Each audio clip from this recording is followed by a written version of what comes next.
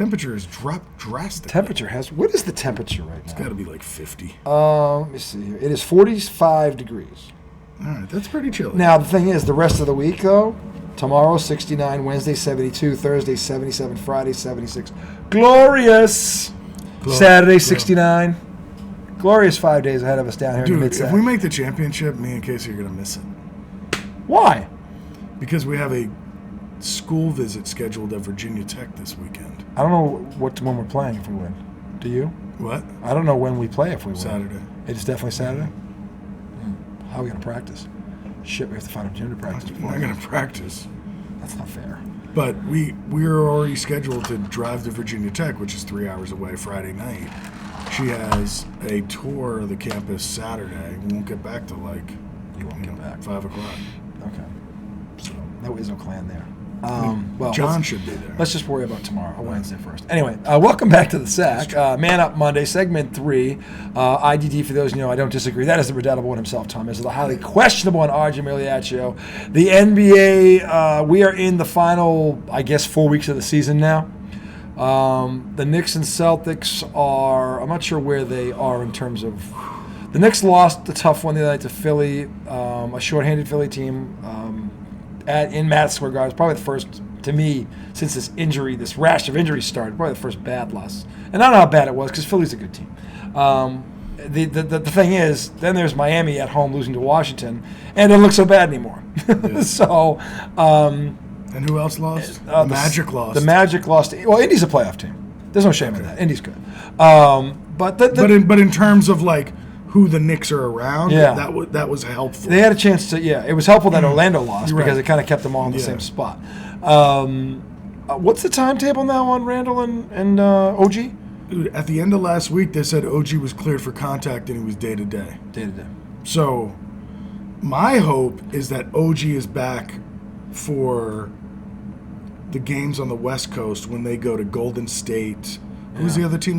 They go to Portland, Golden State, and then what was the other one? Denver. Yeah, Denver. You'd like to have those guys back for that one.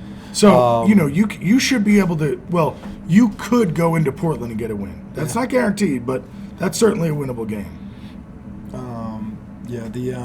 Seton Hall St. John's. Yeah, that's gonna be a Donnie. When is that? I think it's tomorrow. It starts tomorrow. But anyway, while we're talking a Big East tournament starts tomorrow. Also, we're looking at St. John's, Rick Pinocchio against Seton Hall. Rick Pinocchio. Two bubble teams. St. John's, since that Patino meltdown has responded because they all suck and they have no talent, but somehow they're now 19 and 12 again. Look, they had to go with what they had. Yeah, they go with what they had. I mean, they didn't have time to go in there and evaluate. Right. Unbelievable, what a donkey! It's always about Patino. Anyway, so but the thing is now it's like he's a genius. He knew what he was doing, and the players are actually saying the right things, which I give them a lot of credit. I heard one guy say, "Look, we knew Coach Patino was coming from a place of love," and it was like, "Really? A place of love." That looked like the most conceited prick I've ever seen. The worst year of my collegiate experience as a coach. I mean, it's a place of love, Tom. It hasn't been enjoyable at all. It's a place of love, Tom. He's like, it's not the school, it's the team. He basically just points it right at. But it's done out of love. It's not me. It's done out of love. Yeah, it's called self-love, okay? Anyway, the Knicks... what the hell was I talking about? We were talking about the Knicks. And, the Knicks on the West. Yes, this is a big stretch coming up. Dude, if they can get OG back for some of those games and maybe win 2 of them, I think there's one more after Denver. Portland, they should win. Golden State, Denver. I think there might be one more. If OG is back in that Sacramento. stretch, Sacramento's good. That's what I'm saying. 3 really tough games. Denver and Sacramento. If they could get OG, I think maybe they could get 2 of those. Yeah, you go 2 out of 2 and 2 in that stretch. Yeah, that's solid. Good. That's solid. The Celtics bounced back and beat Phoenix Saturday night in convincing fashion. Tatum discovered the rim again. After a bad first half, he woke up in the second half finally for 22 points because Kevin Durant went off again, 45 points. But he's got to. No Porzingis, no Booker. That's a even swap. Boston went in. Porzingis okay? Yeah, he's fine. Right now, he's played 46 games. That's 11 more already than the Time Lord played all of last season. I just wasn't sure if it was an injury or they were just giving him some They're rest. giving it a name. if you've been around this long enough, you know how this works. He's 100% one game, and then suddenly, Questionable. it's a minor injury. That's what it goes off as. They wouldn't say broken leg, obviously. So I mean, but they won without him. And they led pretty much wire to wire.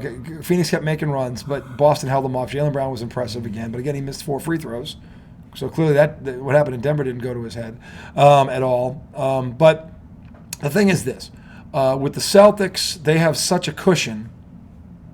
And we said this the night of that game. Did they need that game? No, they didn't. It was more about a psychological thing. If I'm the brass, because again, the Denver thing, if you let it get in their head, or it will, what you got to say to them is, look, we didn't play great in either game, because you didn't, and you were right there. Denver, by contrast, fundamentally at least played very well, and you were right there. Yeah. So that's the angle I would take on it, because it's more or less true. I mean, Jason Tatum was a no-show that night, and it was 101 in the game. It was 101 to 99 with a minute to go, and that might have been the worst game I've seen Jason Tatum play in about 2-3 years, given the circumstances. I would say he was 15% of himself. Yeah. That's what it felt like. Yeah, I think you're right. In terms of his normal impact on a game, It looked like he was sick. yeah, something was weird. Like he threw up in the locker room Something before the wasn't game. right. Something didn't make sense. And again, we'll never know. But the thing is, they righted the ship. And by the way, Phoenix 2 nights before went in Denver and beat Denver when Durant had 37 points. Right. So they went in and they didn't have Booker, and they beat Denver on Denver's floor. So Boston just went into Phoenix and beat the team that just went in Denver and beat Denver. So clearly Boston can beat Denver if they take their head out of their ass. But that's the angle they got to play. Totally agree with that. That's the angle they've got to play coming down the stretch. They've got it tonight. Actually, they're playing at 10:30 tonight. In fact, they're playing right now as we speak. I should probably get us an update since we're talking about them, Mister Not on top of my game. If we go to the NBA, and again, I don't know how many starters are sitting out this game for Boston, but I guess according to my buddy Skinner, right now Boston is up by 12 in the second quarter. Cavaliers lost to the Suns. Kevin Durant, hello. Mavericks bum blasted the Bulls. Raptors escaped. The Nuggets escaped the Raptors 125 to 119. So there's your updated NBA. Boston is up 10 with 139 to go in the half. Those are the games of significance. Warriors beat the Spurs 112 to 102. That's your NBA update. Look, the Knicks got to get healthy. Celtics got to fix the little things. And Tatum said something the other night that kind of pissed me off, because I get where he's coming from, but he doesn't get who he is. He said, look, I'm not going to blow up the game plan to make it all about me. This is in the wake of the Phoenix win, where he's like, look, there are nights. And he said this after the Denver game when he was alluding to it, but then he clarified, look, if the game plan is this, I'm not going to deviate from it. If you're saying the game plan was for him, he's saying the game plan dictate. Our philosophy is that everybody shares the ball, and the hot hand that night gets the majority of the shots. You didn't shoot the ball enough to determine whether or not you'd have gotten a hot hand or not. Because you took a couple of shots. Actually, the first shot of the game, he netted a 3. He netted a 3. So I'm like, that's not consistent. The thing is this, Jason Tatum, that's all well and good in a vacuum. Here's the problem. You're the best fucking player on the team. On the planet. You sat there in front of a camera and told everyone you're the best player in the world. Here's the thing.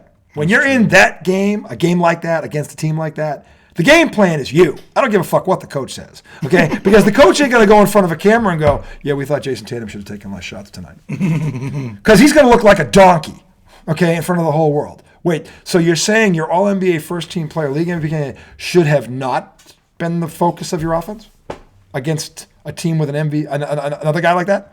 Is that what you're saying, Joe, for the record?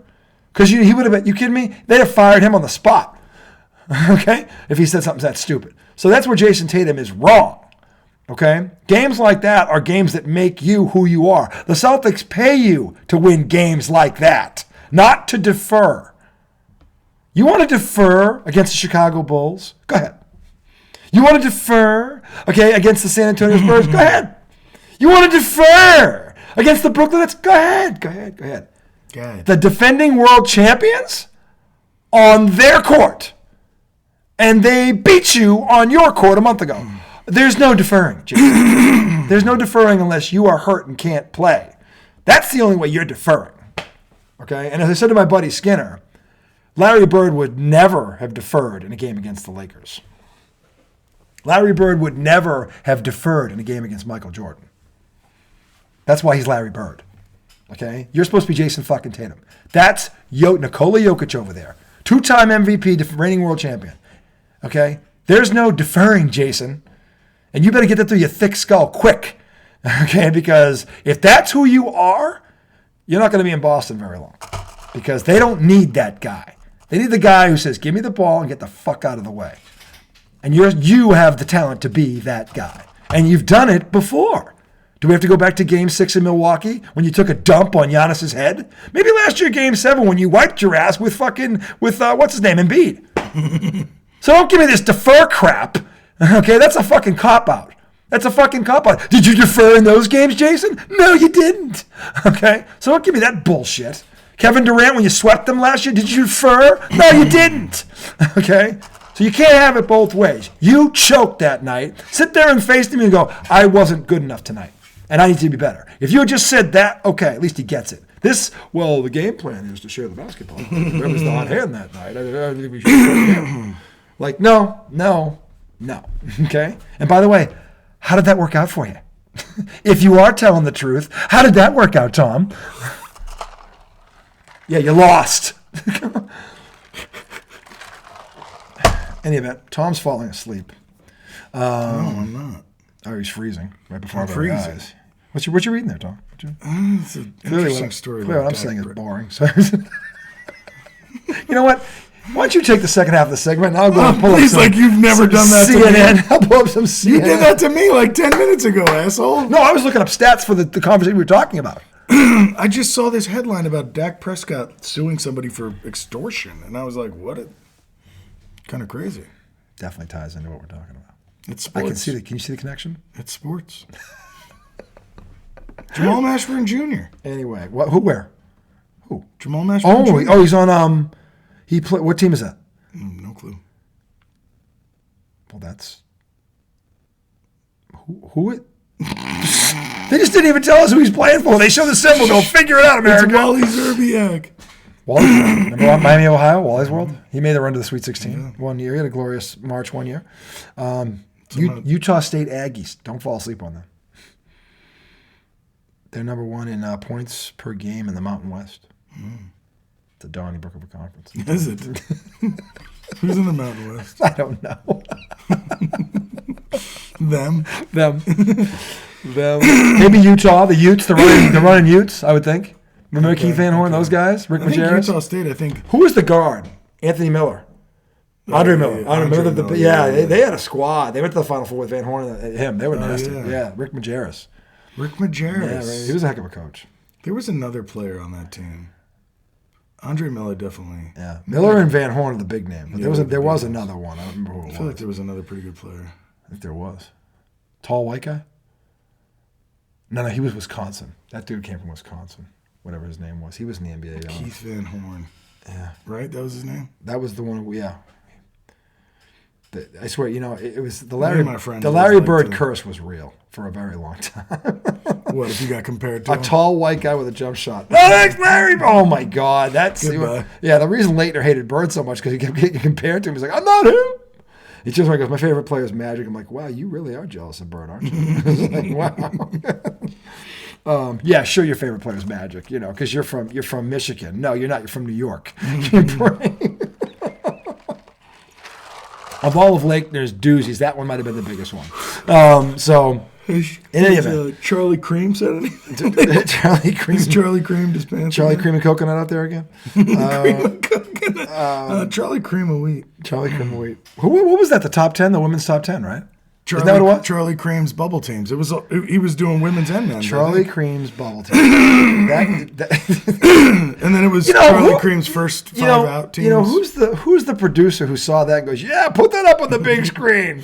What could possibly go wrong? I mean, Charlie Cream's got us talking about Charlie Cream's bubble team. It's got us talking. Charlie Cream's busted the seams. That is the worst. That is terrible. That's terrible. I know. Charlie Cream. It's the guy's name, though. I know it. His last name is Cream, isn't it? I assume. You checked that, right? Did you confirm that? I thought we did confirm that the other night. If that's not his last name, why are you putting that up there? I'm saying. Is he like that you egg just creams? Talk about opening Pandora's box. What the fuck are you doing?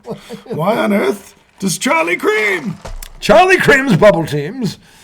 Female. So you're starting with the women too. That's even better.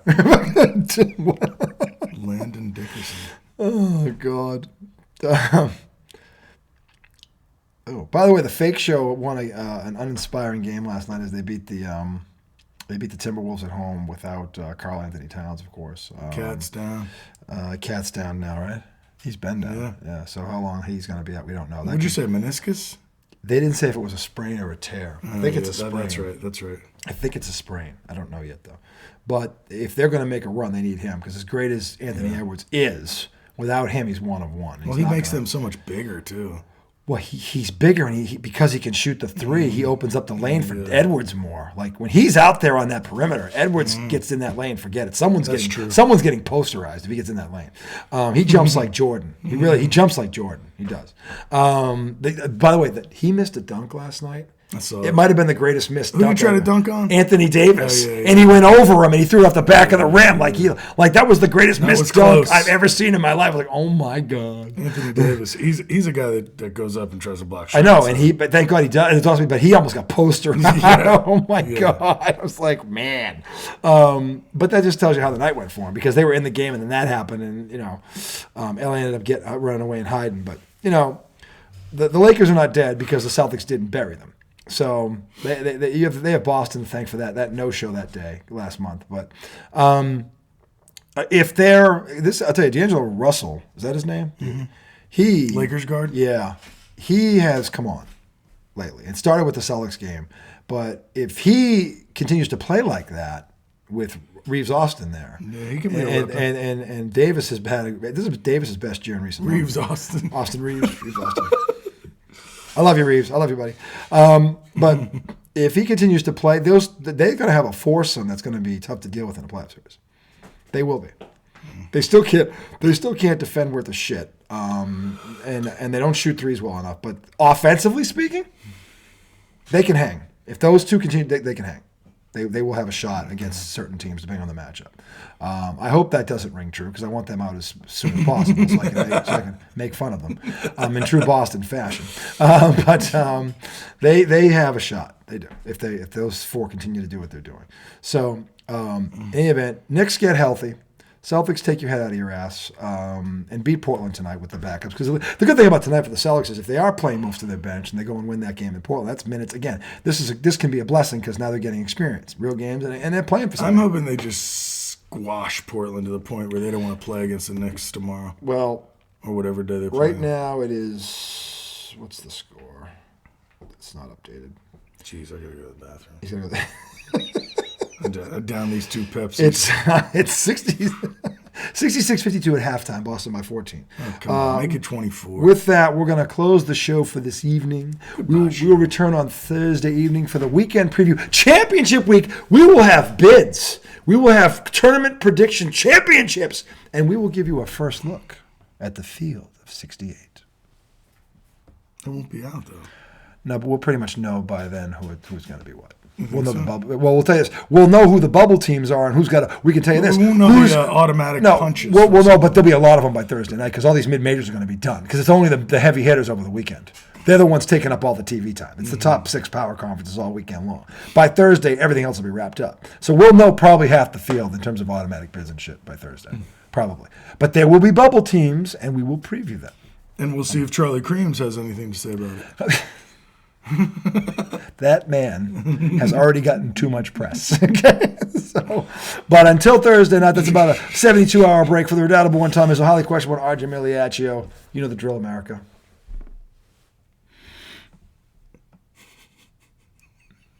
Giggle much?